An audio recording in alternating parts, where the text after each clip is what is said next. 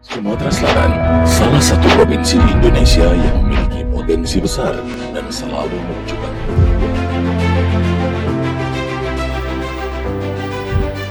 Inisiator pembangunan saung belajar suku anak dalam. Camat Bayung Lencir, Muhammad Imron, Esos MSI, layak untuk diancungi jempol. Tidak lain karena sejumlah program unggulan yang dia jalankan sangat bermanfaat bagi masyarakat.